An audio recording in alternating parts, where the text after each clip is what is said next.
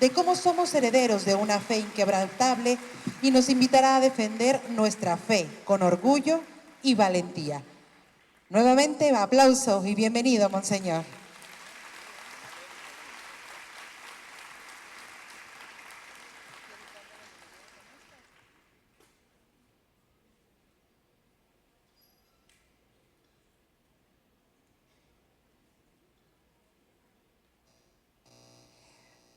Y mientras se prepara todo para esta, nuestra tercera charla, les recordamos que se siguen exhibiendo los restos de San Pedro de Jesús Maldonado, las reliquias, las cuales ustedes podrán seguir observando y pasando en nuestro receso. Ahora sí, y nuevamente, por favor, que siente el cariño de todo la diócesis de Parral. Bienvenido, Monseñor.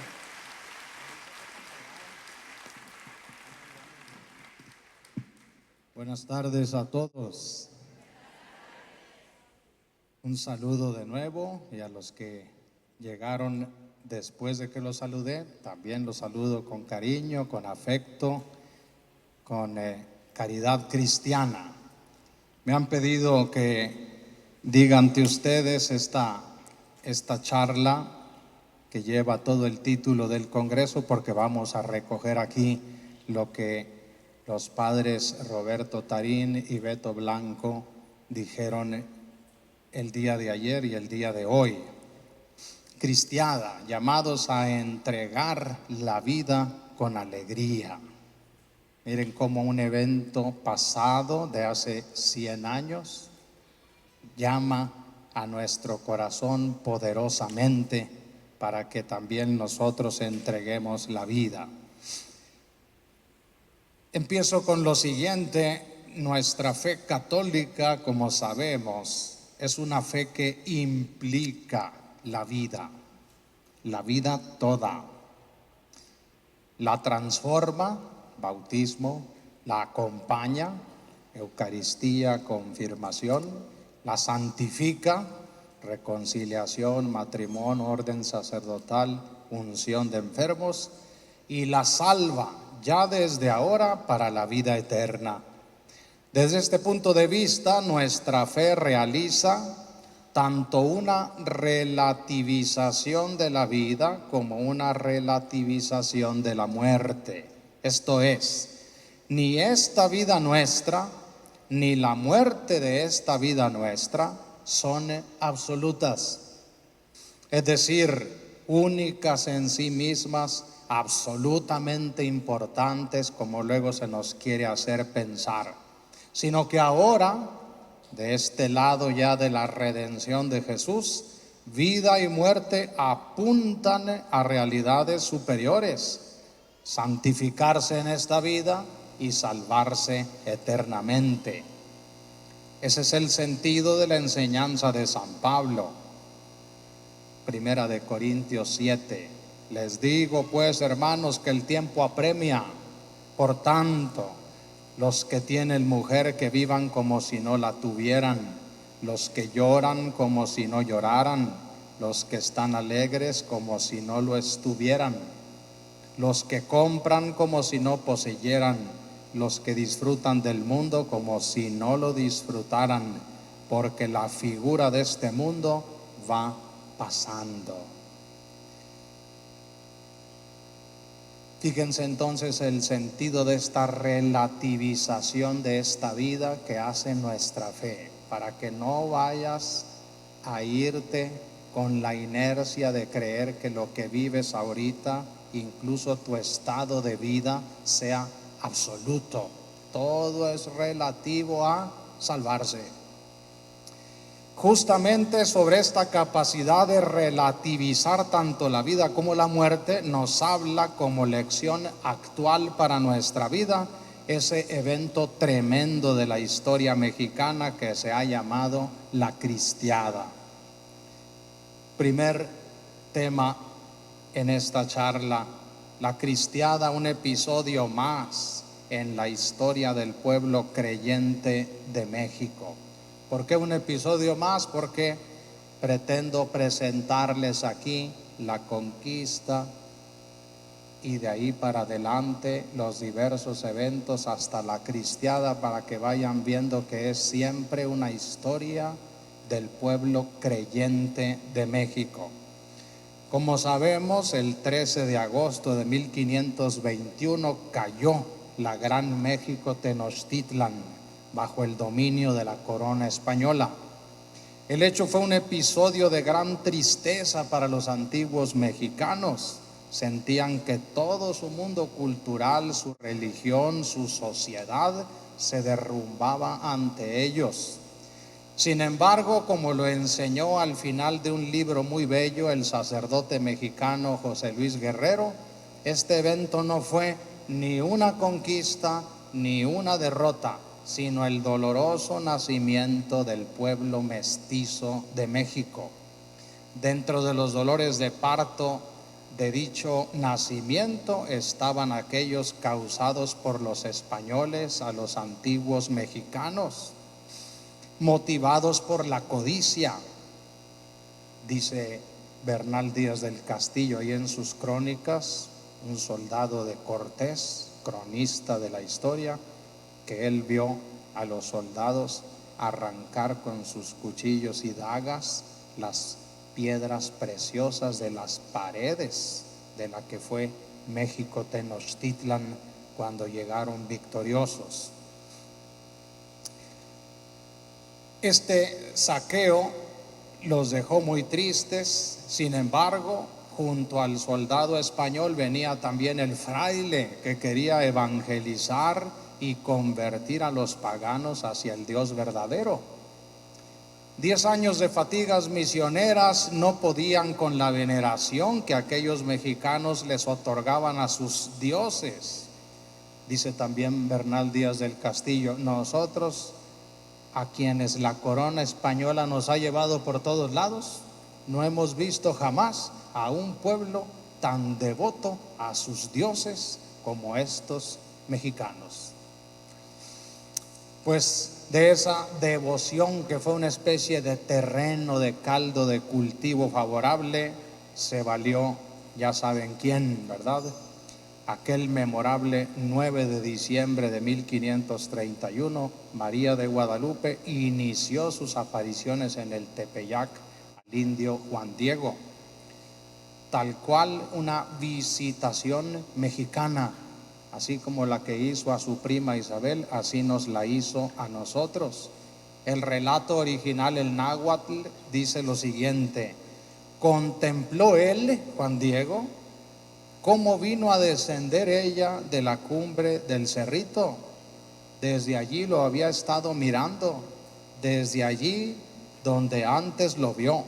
Vino a encontrarse con él a un costado del cerro, vino a atajarlo, le salió al paso en su vida. La Virgen no quiso sino ese emisario para su obra, ese hombrecillo, Masehualtzintli se dice, o dice el original náhuatl, un hombrecillo, a quien le subrayó ella misma: y tú eres mi mensajero, en ti está la confianza.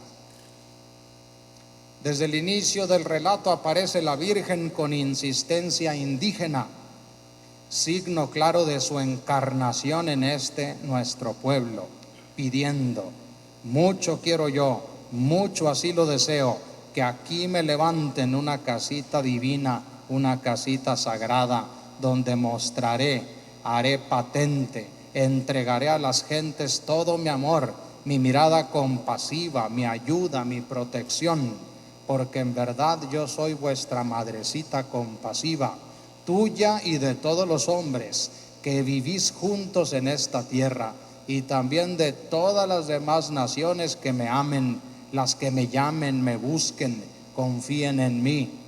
Allí en verdad oiré su llanto, su pesar, así yo enderezaré, remediaré todas sus variadas necesidades, sus miserias, sus pesares, y para que sea realidad lo que pienso, lo que es mi mirada compasiva, ve allá al Palacio del Obispo de México.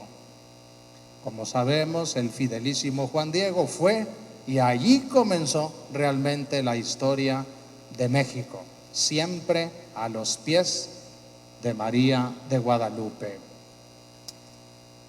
La disputa social y territorial entre criollos y españoles fue enconándose cada vez más conforme pasaban los siglos en la Nueva España, hasta que en la madrugada del 16 de septiembre de 1810 se dio el grito de Dolores, que decía: viva la religión católica, viva nuestra Madre Santísima de Guadalupe, viva la América, muera el mal gobierno. ¿A qué se referían los insurgentes con esto último? La razón está en el hecho de que más que la disputa por el poder y el patrimonio, lo que originó la independencia de México fue la fuerte inclinación que España estaba teniendo respecto de ideas racionalistas, anticatólicas, provenientes de la Revolución Francesa y el movimiento europeo que fue su antecesor, la Ilustración. El tema era sustituir por el Estado todas las funciones que hasta entonces había tenido la Iglesia en la sociedad. Así que aquel México profundamente católico, que había crecido bajo la bendición y compañía de María de Guadalupe, más que rebelarse ante España o ante la Iglesia católica, repudiaba la mera posibilidad de gobierno sin Dios y sin religión, con ideas y valores contrarios y adversos a la verdadera religión. Esa es realmente la causa inicial de nuestra independencia. Por eso se ha dicho con todo tino: fueron peninsulares los españoles y no el cura Hidalgo los que iniciaron nuestra independencia. A la conclusión de la independencia en septiembre de 1821 quedaba la enorme tarea de hacer pasar el México colonial al México independiente, es decir, construir un Estado nacional con sus instituciones, con sus leyes, con sus gobernantes. El problema del injusto reparto de tierras y la falta de inclusión de todos los habitantes, aunado a gobiernos dictatoriales prolongados, prepararon el estallido de la Revolución Mexicana. Con el presidente Madero, el país tuvo un breve periodo democrático que muy pronto se vio interrumpido por renovados actos de codicia política. Y por espacio de una década el país se vio envuelto en una cruenta guerra interna que fue amainando en 1920. Sin embargo, ya para entonces los constitucionalistas habían logrado el objetivo de una constitución en 1917, en la cual aparecían claramente artículos adversos a la religión católica. Artículo 3, educación estrictamente laica. Artículo 5, prohibición de las órdenes monásticas en el territorio nacional. Artículo 27, disolución de la personalidad jurídica de la Iglesia, ya no pueden tener bienes materiales a su nombre. Artículo 130, la facultad que tiene ahora el Estado para intervenir en asuntos de culto y disciplina, y la prohibición de toda actividad política a los consagrados. Como ven, una constitución muy anticatólica. El ambiente anticlerical en la política oficial se iba recrudeciendo. Si a esto le sumamos la bendición de la imagen de Cristo Rey en Guanajuato en 1923 y la correspondiente expulsión del delegado apostólico que la bendijo, después la celebración del Congreso Nacional Eucarístico de México en octubre de 1924 y finalmente la aparición de la ley Calles a final de julio del 26, con su abierta oposición a la religión católica, y que Calles mandó pegar en todas las puertas de los templos. Por ahí en una de las imágenes salía, no sé si hoy o ayer. Con todo ello se entenderá mejor los orígenes del conflicto nacional que se ha denominado resistencia cristera. Si miramos Desde estos eventos hacia atrás, hacia aquel 12 de diciembre de 1531, reconoceremos la verdad que hay en las palabras del reconocido historiador mexicano, el padre Mariano Cuevas, cuando hace justamente 100 años escribía: desde que en 1531 se apareció milagrosamente en el Tepeyac hasta nuestros mismos días, no hay época interesante ni momento crítico de nuestra historia que no se vean iluminados por los reflejos del Tepeyac. Nuestros gobiernos desde la época virreinal venían vinculando su prestigio y popularidad con su adhesión a la Virgen de Guadalupe, así como por el contrario, el apartamiento de ella ha sido en determinados casos la señal inequívoca de gobernantes desprestigiados e inmorales. Siguiente punto: fortaleza y valentía de tantos cristianos que aún hoy son semillas de nuestra fe.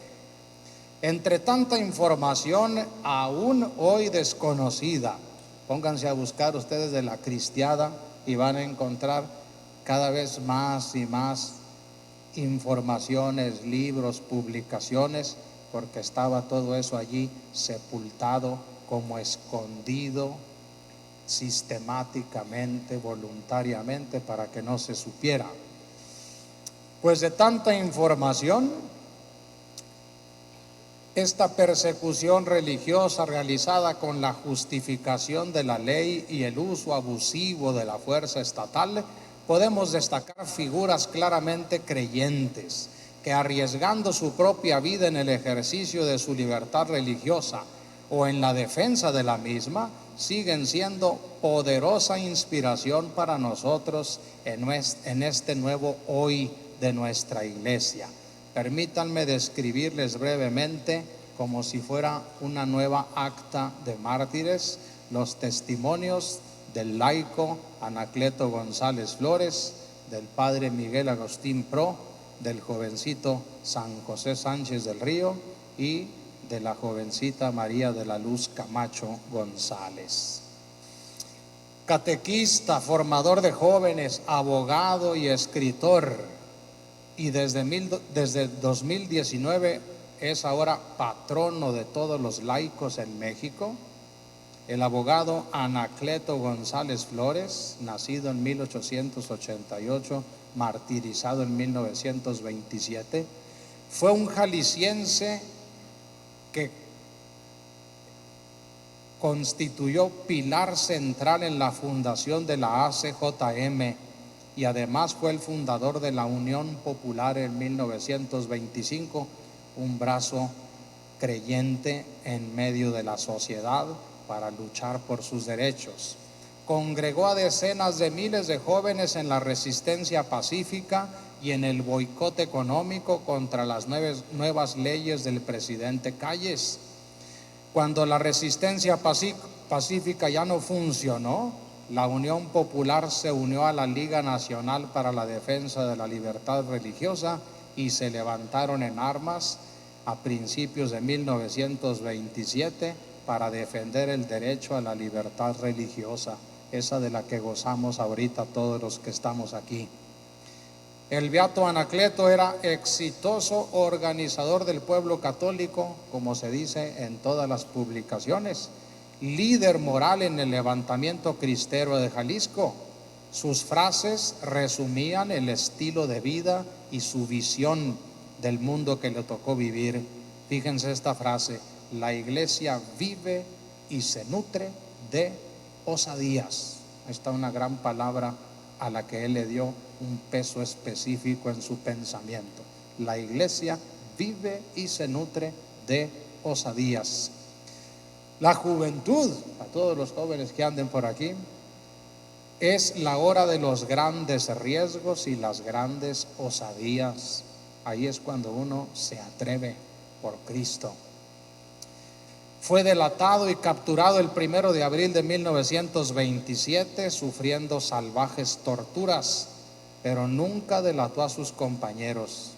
Antes de ser fusilado, ese mismo día, 1 de abril, junto con otros 3 jóvenes cristeros, le dijo claramente al general que lo mandó fusilar: general, yo lo perdono a usted de corazón. Muy pronto nos veremos ante el tribunal divino. El mismo Dios que a usted lo va a juzgar, a mí me va a premiar. Viva Cristo Rey. Y así terminó su vida. Anacleto González Flores, patrono de los laicos en México. El 13 de noviembre, pero ahora de 1927, en otro episodio, el general Álvaro Obregón, candidato entonces por segunda vez a la presidencia de México, sufre un atentado fallido en el bosque de Chapultepec, en la Ciudad de México. Las investigaciones conducen a Humberto Pro Juárez, que era el dueño del vehículo de quienes atentaron contra el candidato, a un grupo que realizó la acción. Por esta razón, tanto Humberto Pro como su hermano Miguel Agustín Pro, sacerdote jesuita, 1886-1927, y junto con el joven Luis Segura Vilchis y el obrero Juan Tirado Arias, considerados extremistas católicos por el gobierno, son condenados a muerte por fusilamiento. Así, a las 10:45 de la mañana del 23 de noviembre de 1927 son fusilados. Todos conocemos la entereza con la que enfrentaron su muerte, valor propio de los mártires. Hasta el general en jefe de la policía reconoció su gallardía ante el suplicio.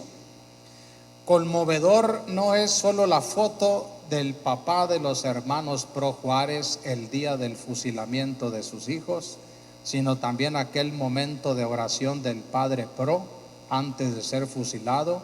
Pidió poder ponerse de rodillas y en el momento de su fusilamiento abrir los brazos en cruz para imitar a su Salvador, al tiempo que gritaba entre las balas: viva Cristo Rey. Otro testimonio. Veamos el testimonio precoz del jovencito San José Sánchez del Río, 1914-1928, patrono de la niñez y de la juventud mexicanas, quien a los 14 años es igualmente torturado y martirizado por la autoridad gubernamental. Es conocida la frase contundente que le dijo a su madre, quien se negaba a dejarlo ir con los cristeros: mamá, nunca ha sido tan fácil ganarse el cielo como ahora y no quiero perder la oportunidad. Esta frase que decimos siempre y le hemos dicho a lo largo de todo el Congreso son evangelios mexicanos que hay que repetir y grabarse en el alma. Su captura, un 6 de febrero de 1928, se debió a un acto heroico de guerra por parte suya, pues al quedarse sin caballo, el jefe cristero Guízar Morfín le dijo: mi general, tome el mío, usted es más necesario y hace más falta a la causa que yo. Esto produjo que lo capturaran, lo encerraran en el bautisterio de la iglesia donde había sido bautizado, ahí en Zaguayo, y después de insistentes ofertas hechas por un diputado federal que era incluso su padrino, él se negó rotundamente a abandonar su fe. Tras crueles tormentos, fue ejecutado el 10 de febrero de 1928. Antes de recibir el tiro de gracia frente a su propia fosa, fue apuñalado varias veces. Creo que ahorita salió, ¿verdad? En el video lo verían, que antes le dieron una puñalada y después el tiro de gracia, una puñalada más, porque todo el camino hacia la fosa lo fueron picando con verduguillos. Y con lo que le restaba de fuerzas gritó: viva Cristo Rey, viva la Virgen de Guadalupe. Finalmente les presento un último testimonio. Consideremos ahora a una mujer, a una de tantas mujeres valientes y llenas de fe que hubo en esos tiempos, denominada la Mártir de Coyoacán. El grupo conocido como los Camisas Rojas, formados por Tomás Garrido Canaval, por entonces secretario de Agricultura del presidente Lázaro Cárdenas, era un grupo paramilitar muy violento, de tipo socialista, creado para atemorizar católicos, cerrar iglesias y quemar imágenes de santos. En la mañana del 30 de diciembre de 1934, los Camisas Rojas se reunieron frente al templo de San Juan Bautista en Coyoacán, Ciudad de México, vociferando consignas blasfemas contra los fieles que salían de misa de 10. María de la Luz Camacho González, nacida en 1907, muerta en esa mañana de 1934, era una joven catequista y maestra de 27 años, miembro de la Tercera Orden Franciscana y de la Acción Católica Femenina de México, lo mismo que un grupo juvenil en la actualidad. Esa mañana ella estaba postrada en cama con alta fiebre por una faringitis, y al oír a su padre, que venía de la misa de 10 de la mañana, al oírle decir que los Camisas Rojas querían incendiar el templo, se puso su mejor vestido, uno que no se había estrenado, y le preguntaron a dónde iba, si estaba enferma. Voy a defender mi iglesia. Y fue con los fieles a plantarse frente a las puertas del templo para defenderlo. Ante los gritos blasfemos de los Camisas Rojas, ella gritaba: ¡viva la iglesia! ¡Viva el Papa! ¡Viva la Virgen de Guadalupe! ¡Viva Cristo Rey! Parapetado en la cruz del atrio, todavía está, si ustedes van a Coyoacán, ahí está una cruz muy antigua en el atrio.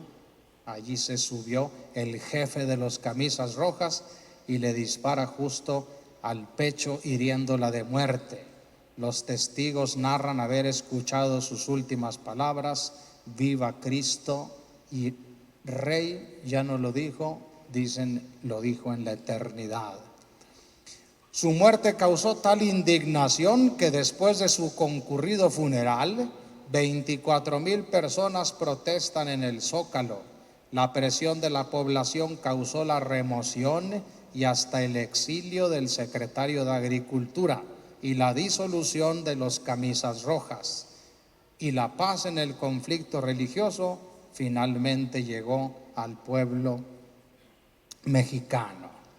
Ahí está este testimonio de otra laica, catequista, miembro de un grupo juvenil, valiente, que defendió su iglesia.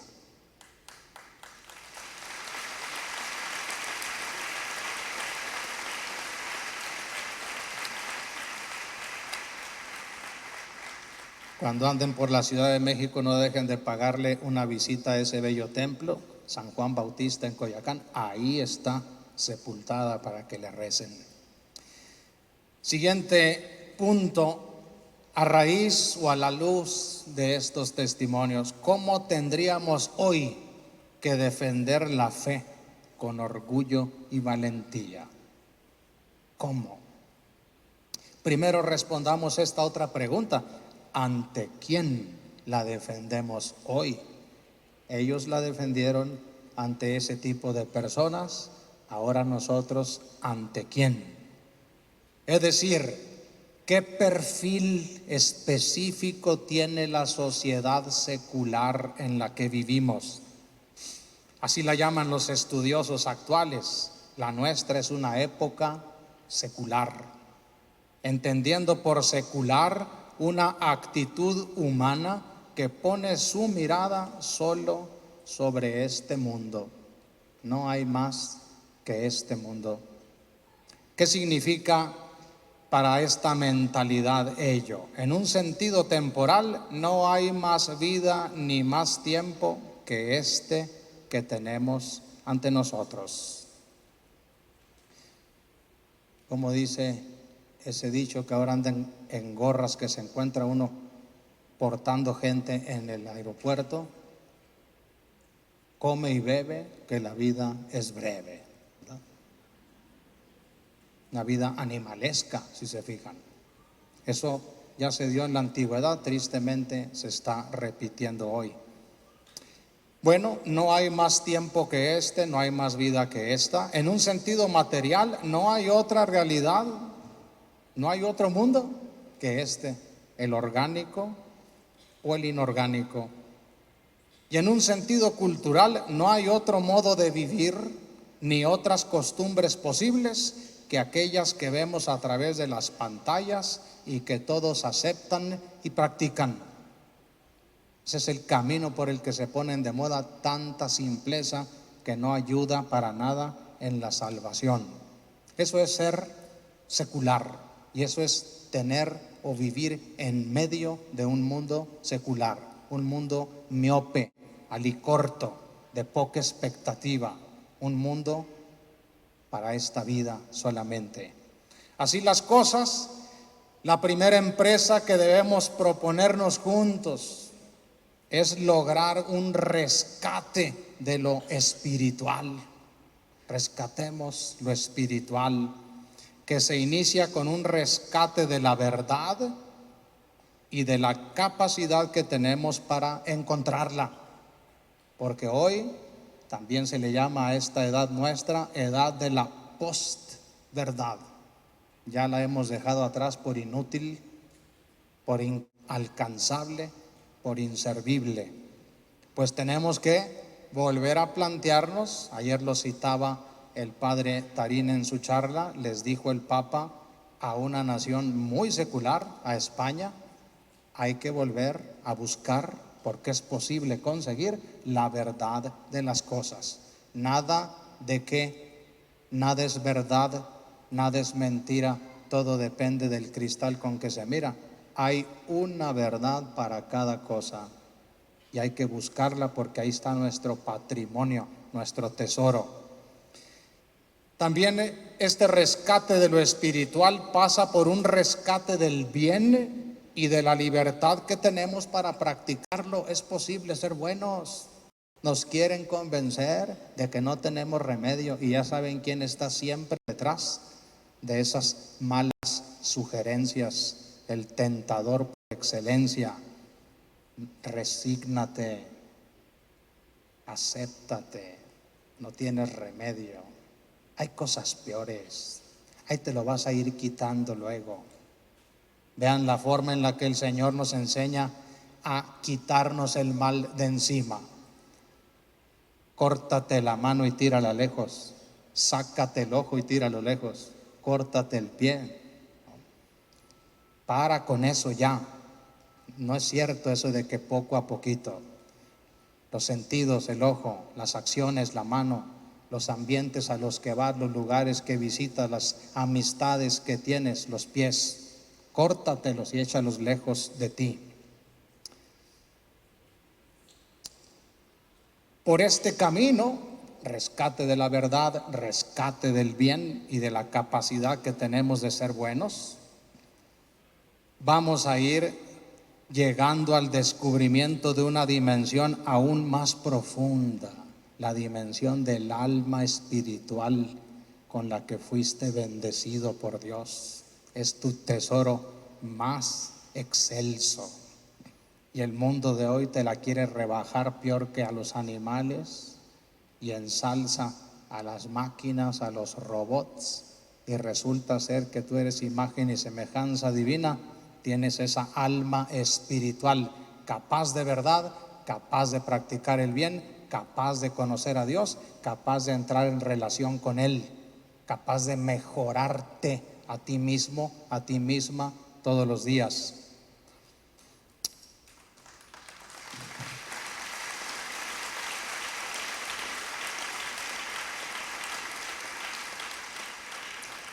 Esta alma espiritual es la verdadera diferencia y la prueba de nuestra superioridad respecto de cualquier otro ser de este mundo. A través del ejercicio pleno de su talante espiritual, se le permite a la persona abrirse a la dimensión espiritual de Dios y su misterio, eso de lo que habla la religión, y de entablar con Él y con los prójimos una relación personal no una relación clientelar ni superficial, profundamente personal. Y aspirar, porque esa alma espiritual es inmaterial, inmortal por la resurrección, aspirar también a una vida eterna. Vean todo lo que se abre cuando logramos este rescate de la vida espiritual de la persona humana. No es sino esa dimensión espiritual claramente concebida y la certeza de una vida plena después de la muerte lo que llevó a estos y a tantos otros mártires a entregar su vida como testimonio de que Cristo vive y reina eternamente. Y que dará a aquellos que le han sido fieles el premio eterno de una vida indescriptiblemente hermosa. Sin duda es esta convicción tan ajena y desconocida a los criterios meramente humanos la que admiraba a los verdugos que dieron muerte a tantos mártires mexicanos, viéndolos aferrarse con alegría a sus creencias y oyéndolos proferir sus proclamas de fe, aún antes del momento final de sus vidas. Nos preguntamos una y otra vez, ¿cómo es que lograron ser tan valientes ante el suplicio? ¿Cómo es que resistieron los tormentos? ¿Cómo es que se mantuvieron?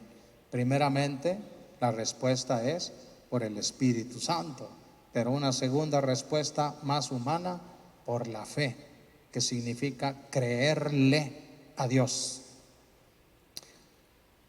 Al respecto, ¿qué podemos decir de estos 4 ejemplos tan hermosos que les he presentado?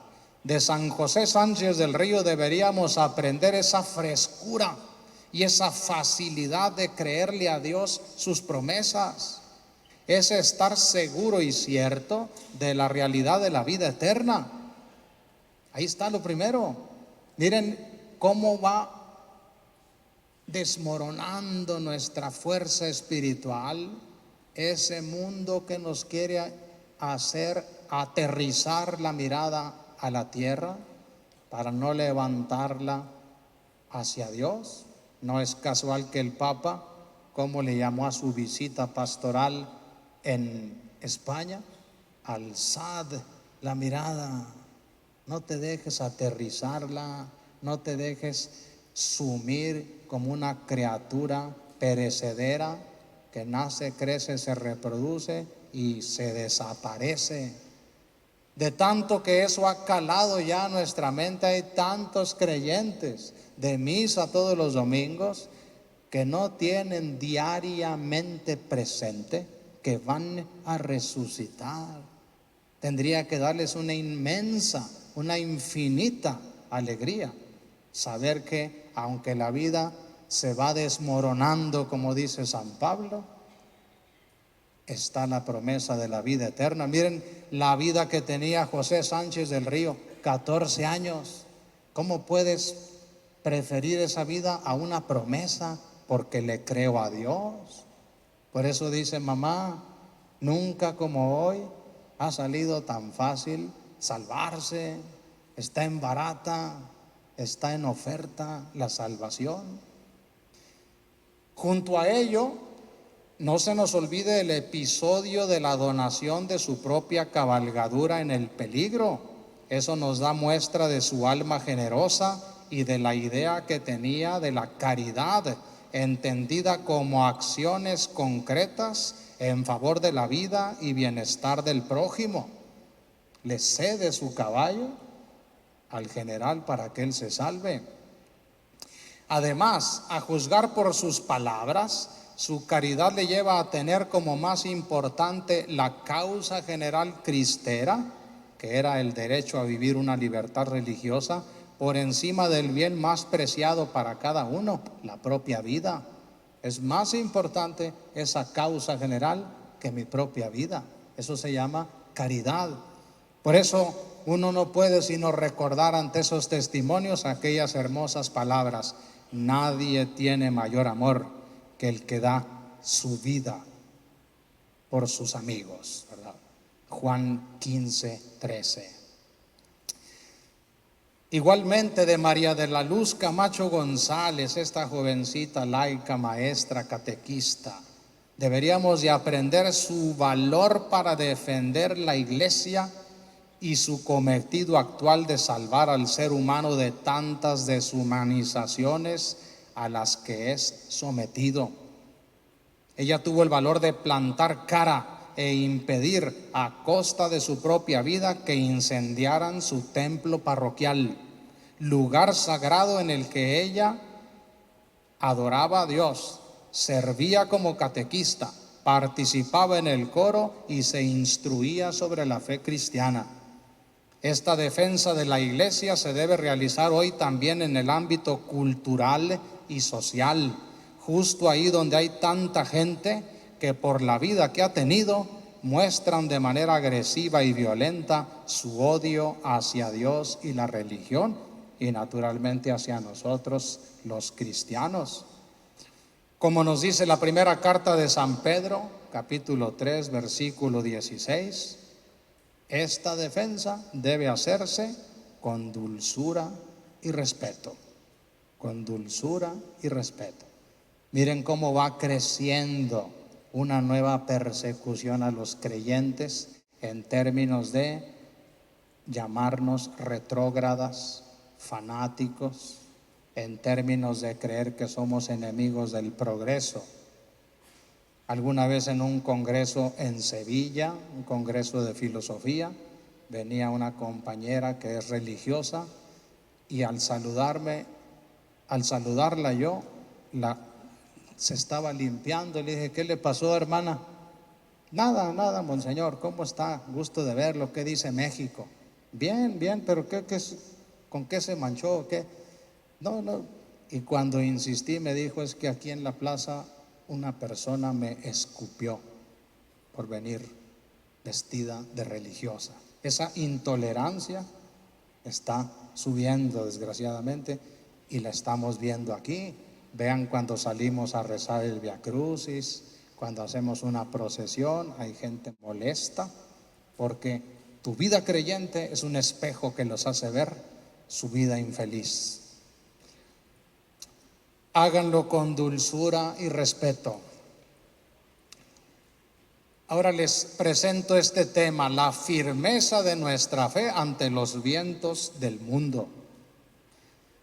La palabra de Dios, dicha por los escritores sagrados y en especial aquellas palabras que Jesús nos transmitió en el Evangelio, nos permite un momento primero y fundamental a la hora de vivir nuestra fe en medio del mundo.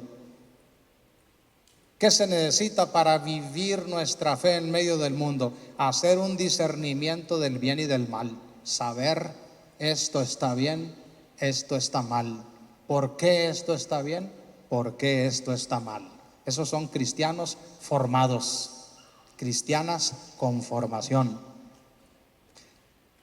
Acto seguido nos manda a hacer una resistencia ante el mal. ¿Se acuerdan aquella frase? Romanos 12, 21. No te dejes vencer por el mal, antes bien, vence al mal a fuerza de bien. No te dejes vencer por el mal. De este modo, la palabra de Dios y muy especialmente el Evangelio de nuestro Señor Jesucristo nos aportan palabras llenas de verdad, que bien entendidas nos permiten practicar esa verdad y conseguir el bien. Y ante la amenaza del mal o de la muerte nos alienta hacia la promesa de la vida eterna. En este sentido, ¿qué pudiéramos aprender del beato Anacleto González Flores, patrono de todos los que estén aquí, que sean laicos, laicas?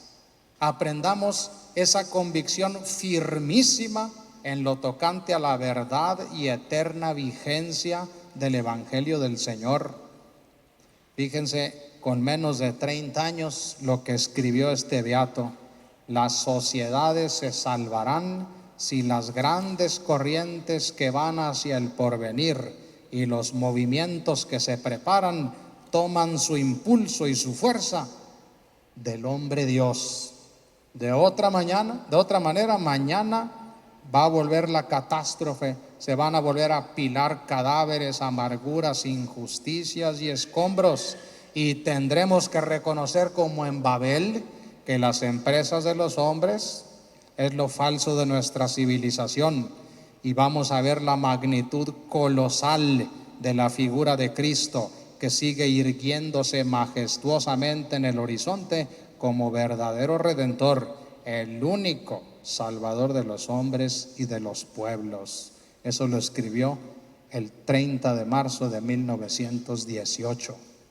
Vean su convicción del valor y la verdad del Evangelio. También él supo mirar críticamente su tiempo y ser testigo de la derrota de las ideologías de su época, manifiesta en la descomposición social del mundo que le tocó vivir. Miró pues críticamente al mundo. Si se fijan, el mundo que tenemos hoy no satisface las verdaderas y profundas necesidades del corazón humano, y hay que mirarlo críticamente. Pero vean qué interesante laico, también supo mirar críticamente a su iglesia y ser testigo de la reclusión que todos hicieron al meterse en sus templos y hogares y practicar a medias una fe intimista. Por ello hemos de evitar a toda costa permanecer paralíticos, decía, y encastillados en nuestros hogares e iglesias. Miren, 100 años antes de que el Papa Francisco nos dijera aquello de quiero una iglesia en salida, vean lo que escribió este gran laico.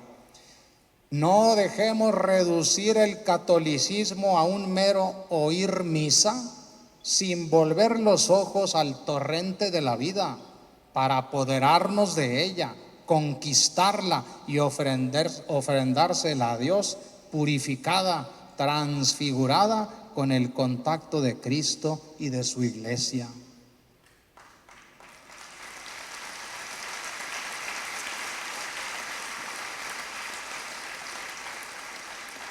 Grábense esa hermosa frase: ir a misa y después volver la mirada del alma al torrente de la vida para recuperarla y hacerla cristiana.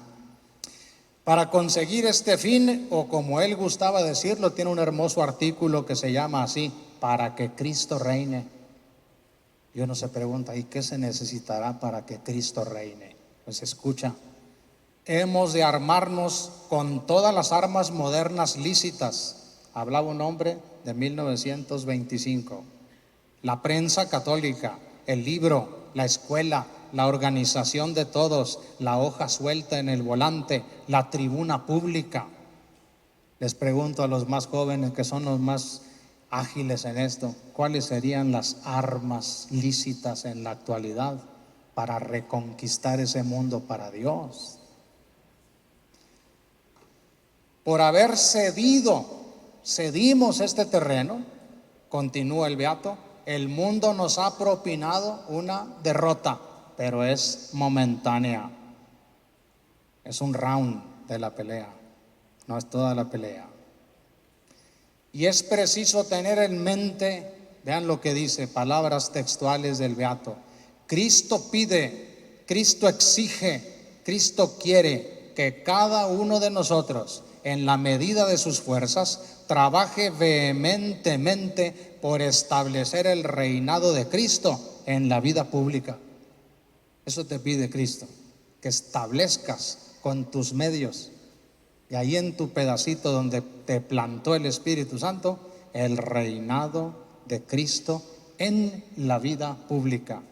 Y esto no se conseguirá, sigue hablando el beato Anacleto, conseguir encastillados dentro de nuestras iglesias y dentro de nuestros hogares. Vean, es un mal castillo encerrarse en el templo. ¿Se acuerdan?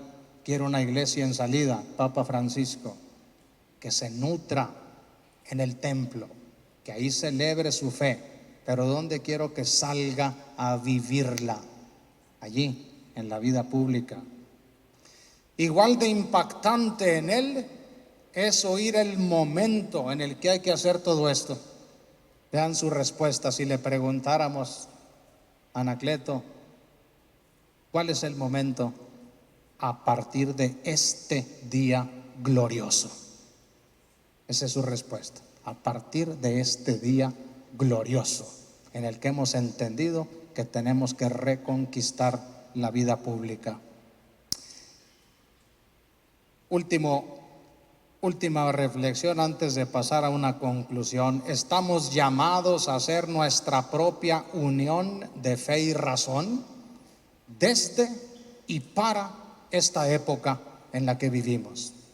Otros cristianos han hecho la suya, tenemos que hacer nuestra unión, no nuestra oposición entre fe y razón.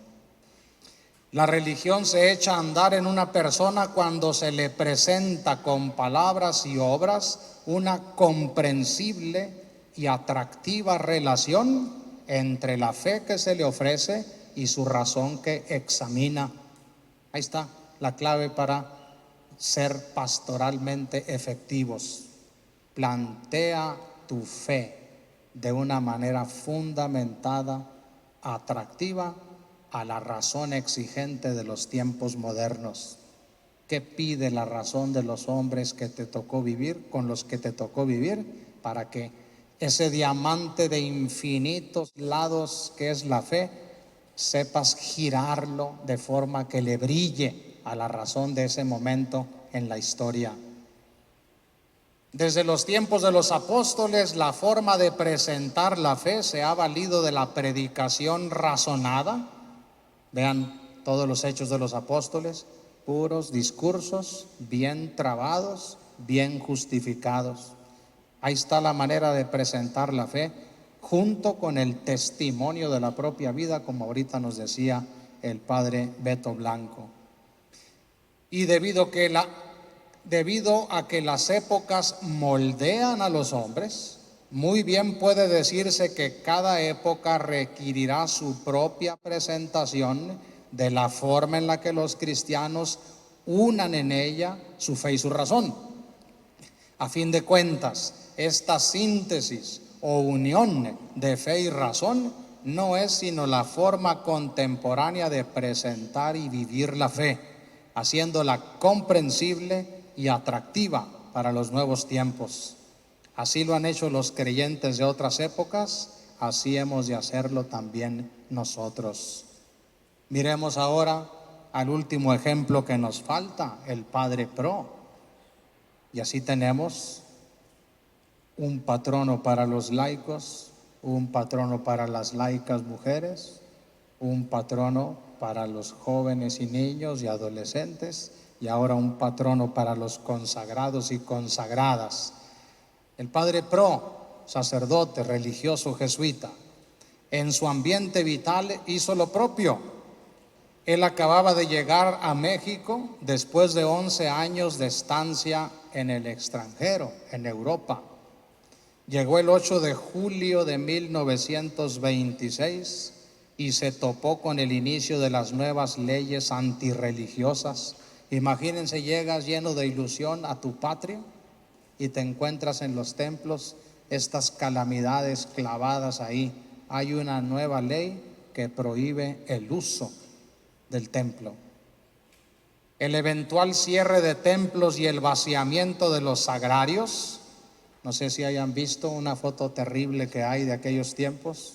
Antes, cuando ya se está preparando el cierre de templos, en 1926, en un sagrario aparece un listón con una leyenda que dice: no está aquí.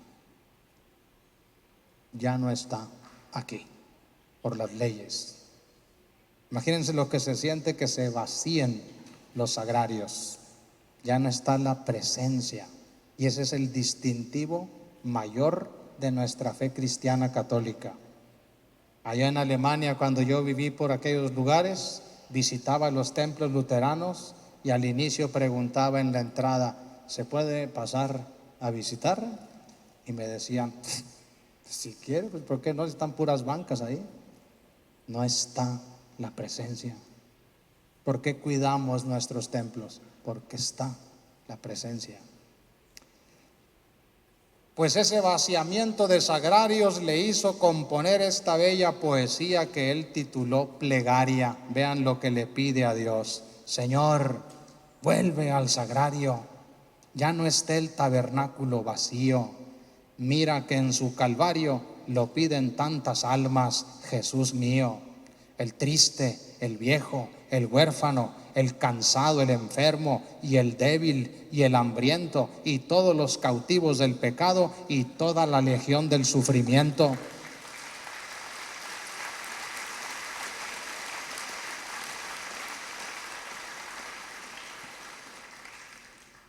Vean qué fe de estas gentes. Iban a ti, Señor, estrella y faro, y encontraban en ti dicha y consuelo. En su abandono, amparo, resignación y bálsamo en su duelo. Ahora las almas están solas, parece que naufraga la barquilla de Pedro.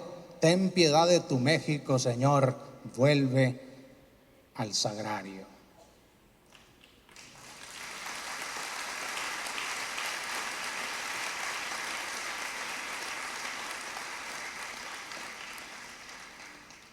Los templos se han pues cerrado, y ello hizo que en los primeros meses la gente acudiera con fervor a pedir los sacramentos. El trabajo aumentó de forma desmedida y quedaban pocos sacerdotes, unos encarcelados, otros fusilados y otros que se fueron de México. Como bien lo dice el padre Pro en una de sus cartas, lo que se hacía en una hora en la iglesia, para que valoremos, lo que se hacía en una hora en la iglesia, apenas si lo hago en todo el día fuera de ella, porque hay días en que he llevado a 300 personas la comunión de manera clandestina y secreta, y en una hora, en una misa, lo haces con toda facilidad. Ahora tengo que ir en mi bicicleta por toda la Ciudad de México sorteando todo tipo de peligros. Aunado a esta labor pastoral sin descanso, la Liga Nacional para la Defensa de la Libertad Religiosa lo nombró jefe de conferencistas en la Ciudad de México. Aparte de todo eso, tenía que organizar las charlas de 150 conferencistas en toda la ciudad. Miren cómo pensaron. ¿Cómo podemos darle la contra a un gobierno ateo que quiere acabar la religión? Ponte a difundirla, ponte a fundamentarla, ponte a explicarla con razones claras. Decía el padre, a veces me caían con tantas preguntas después de un día entero de apostolado, y ahí estoy yo como en una universidad defendiendo la fe cristiana católica para que aquellos volvieran a tener fe. Ellos consideraban que no era suficiente los volantes, la prensa escrita, era necesario la palabra hablada. Miren lo que tenía que hacer: buscar un local para cada conferencia, hallar un público, hallar el día y designar al conferencista. Y muchas veces cada conferencista daba de 3 a 4 conferencias diarias clandestinas por toda la ciudad.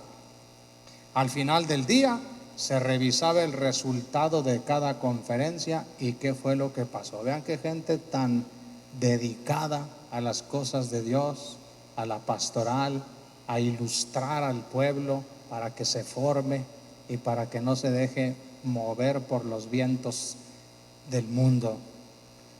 En una carta se pregunta a sí mismo el padre Pro: ¿cómo resistí? ¿Cómo resisto? No sé si sepan que él tuvo hasta su muerte una tremenda enfermedad estomacal, unos dolores que lo paralizaban y nunca se los pudo quitar. Se los quitó el martirio porque lo mandó con nuestro Señor, pero hasta el final de su vida esa fue su cruz. Dice: ¿cómo resistí tanto trabajo? ¿Cómo resisto? Porque sigo haciéndolo. Yo, el débil, yo, el delicado, yo, el interesante huésped de 2 clínicas europeas que pasaba el día tendido en un diván tomando calditos. todo lo cual prueba con una evidencia evidentísima que si no entrara de lleno el elemento divino, que solo usa de mí como instrumento, yo ya hubiera dado al traste con todo, dice él mismo. Es el elemento divino el que en este enfermo hace tanto, desde que Dios amanece hasta las 3 de la tarde y de las 6 de la tarde hasta las 11 de la noche. Quizá percibiendo su propio martirio, en octubre de 1926 le comenta en una carta al padre provincial, a su superior de los jesuitas: las represalias, sobre todo en México, serán terribles. Los primeros serán los que han metido las manos en la cuestión religiosa, y yo he metido hasta el codo. Ojalá me tocara la suerte de ser de los primeros o de los últimos, pero ser del número. ¿Cuál es el número? Los 144,000 que se van a salvar, ¿se acuerdan? Que no es un número matemático, sino simbólico. Aquellos que han sido perfectos por la sangre del Cordero. Ojalá, dice, con que sea del número. Y miren lo que se lo está escribiendo esto a su superior general, y le dice: si es así, padre, prepare sus peticiones para el cielo. ¿Verdad? Qué bonito, ¿eh?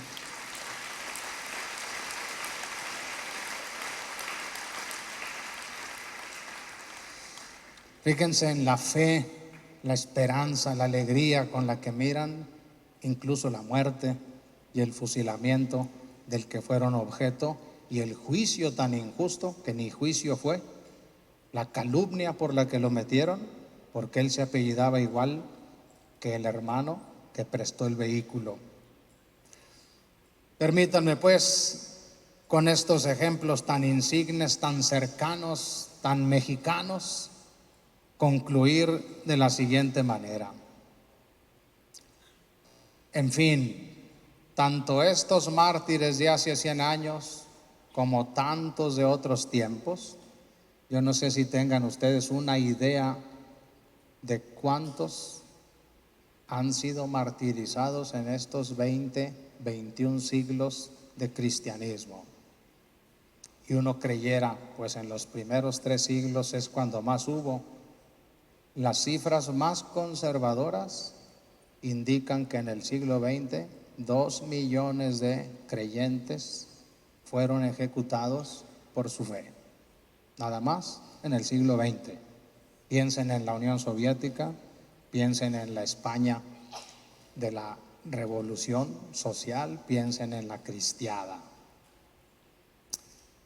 Tanto ellos en esos tiempos como nosotros, fijémonos en esto: los mártires no se acobardaron ante la persecución y el peligro. También hoy existen, como se ha dicho, nuevas persecuciones, así se le llama.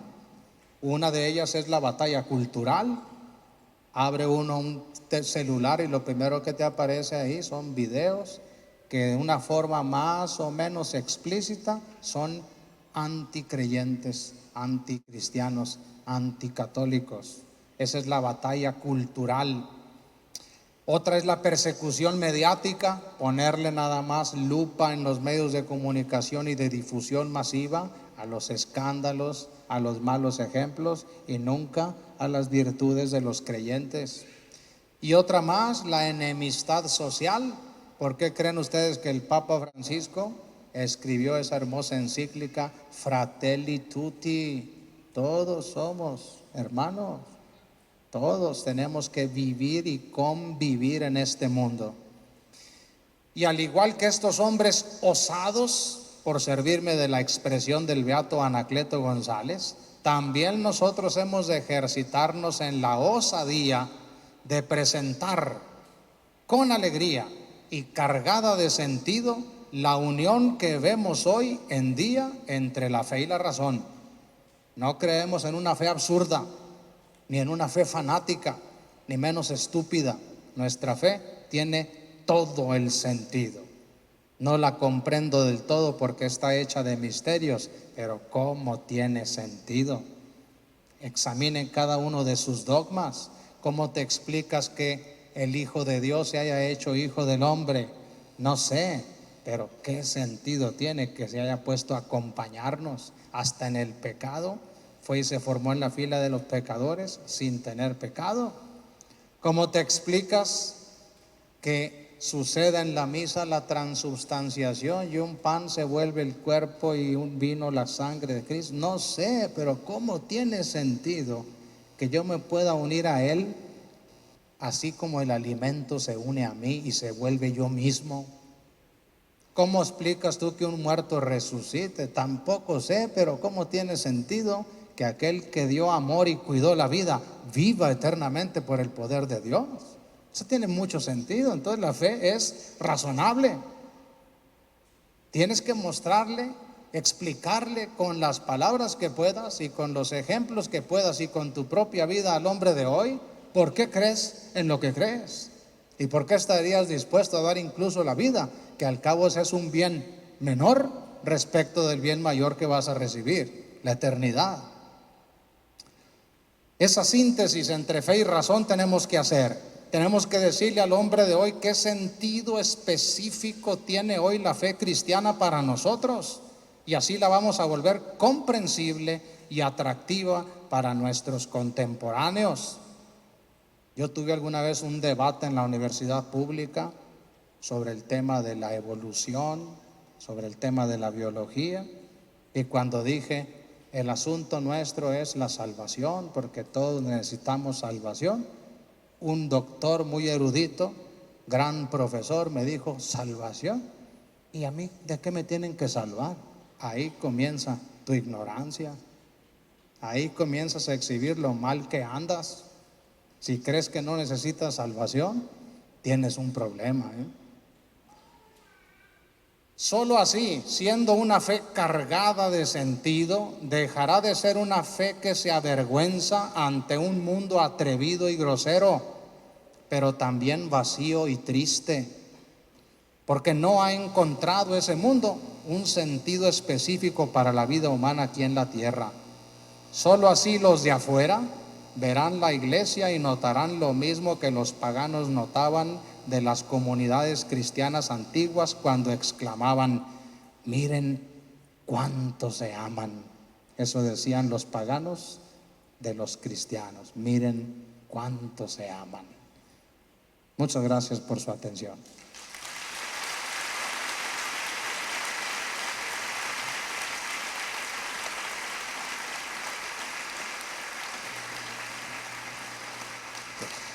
En unos momentos más voy a enviarle al grupo de los sacerdotes el texto de la conferencia. Si conoces a un padre, dile: padre, pásamela al celular. Ahí se las paso. Gracias, don Mauricio, por este momento, por esta charla que nos ha compartido en esta tarde del segundo día de nuestra jornada de congreso. Gracias por estas palabras que nos llenan de esperanza, de identidad y que nos ayudan a marcar la directriz para que nosotros como laicos podamos en medio del mundo dar un buen testimonio como laicos comprometidos. Muchas gracias, don Mauricio. Vamos a darle otro fuerte aplauso, por favor, para el tercer obispo de Parral. Y le damos la bienvenida también esta tarde al padre Raúl Gallegos, quien dirigirá un mensaje a nuestro señor obispo. Pues siempre es muy importante en nuestra vida como creyentes saber que no caminamos solos, que hay alguien que nos acompaña, que por supuesto es Dios nuestro Señor, pero que también nos ha acompañado profundamente con la presencia de nuestro obispo, que está aquí con nosotros, que está al pendiente de nosotros, que se ha dado este tiempo para preparar algo para cada uno de nosotros y llevarnos un mensaje. Y por supuesto pues le agradecemos, Señor, por su presencia, por ser nuestro pastor, y pues le entregamos este pequeño detalle de la resistencia cristera para que Dios lo bendiga siempre. Fuerte el aplauso para el pastor de esta diócesis de Parral. Gracias, Señor, este es su pueblo. Lo despedimos con un fuerte ¡Viva Cristo Rey! A la cuenta de 3. Una, dos, tres. Muy bien, ya como que ya están agarrando ahora sí la pila, Karina. Ya efectivamente.